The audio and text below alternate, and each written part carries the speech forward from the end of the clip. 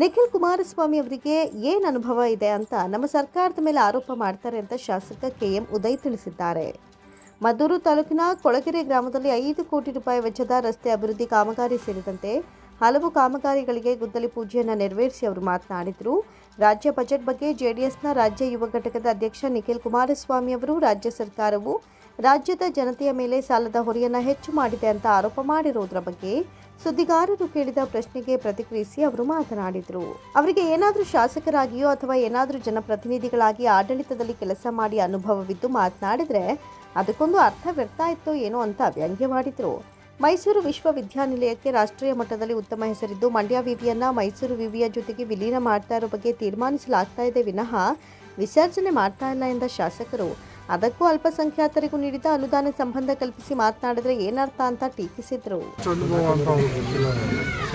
ಶಾಸಕರಾಗಿ ಕೆಲಸ ಮಾಡೋರು, ಸಚಿವರಾಗಿ ಕೆಲಸ ಮಾಡೋರು ಅಥವಾ ಲೋಕಸಭಾ ಸದಸ್ಯರಾಗಿ ಯಾವುದು ಬೇಡ, ನಮಗೆ ಪಂಚಾಯತಿಲೋ ಜೆಡ್ಪಿಲೋ ಸದಸ್ಯರಾಗಿ ಇದ್ರ ಬಗ್ಗೆ ಏನಾರ ಮಾಹಿತಿ ಗೊತ್ತಿದ್ದು ಮಾತಾಡಿದ್ರೆ ಅದಕ್ಕೆ ಪ್ರತಿಕ್ರಿಯೆ ಜನ ಪ್ರತಿಕ್ರಿಯೆ ಕೊಡೋ ಅವಶ್ಯಕತೆ ಇಲ್ಲ ಅಂತ ನಾನು ಅಂದ್ಕೊಂಡಿದ್ದೀನಿ.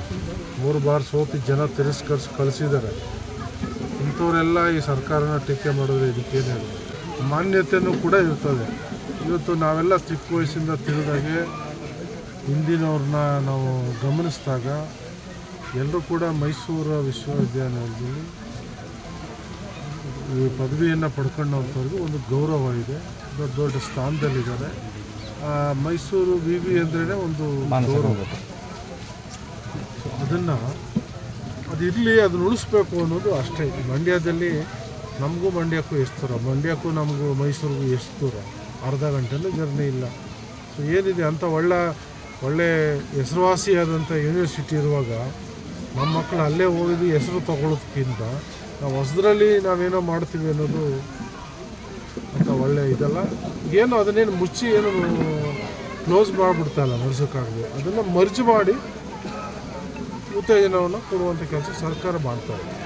ಈ ವೇಳೆ ಗ್ರಾಮ ಪಂಚಾಯತ್ ಮಾಜಿ ಅಧ್ಯಕ್ಷ ಸದಸ್ಯ ಜಯರಾಮು, ಮನ್ಮೂಲ್ ನಿರ್ದೇಶಕ ಹರೀಶ್, ಕೊಕ್ಕರೆಬೆಳ್ಳೂರು ಗ್ರಾಮ ಪಂಚಾಯತ್ ಅಧ್ಯಕ್ಷ ಕೆಂಪರಾಜು, ಸದಸ್ಯ ಮಾದೇಶ್, ಚಿಕ್ಕರ್ಸಿನಕೆರೆ ಬ್ಲಾಕ್ ಕಾಂಗ್ರೆಸ್ ಅಧ್ಯಕ್ಷ ರಾಜೀವ್, ಮುಖಂಡರಾದ ತಿಮ್ಮೇಗೌಡ, ಪುಟ್ಟಸ್ವಾಮಿ ಗುಂಡ, ಹೊನ್ನಪ್ಪ, ಯೋಗೇಶ್, ರಾಮಕೃಷ್ಣ, ಮಹದೇವ್, ವೆಂಕಟೇಶ್, ಸಿದ್ದರಾಜು ಸೇರಿದಂತೆ ಹಲವರು ಹಾಜರಿದ್ದರು.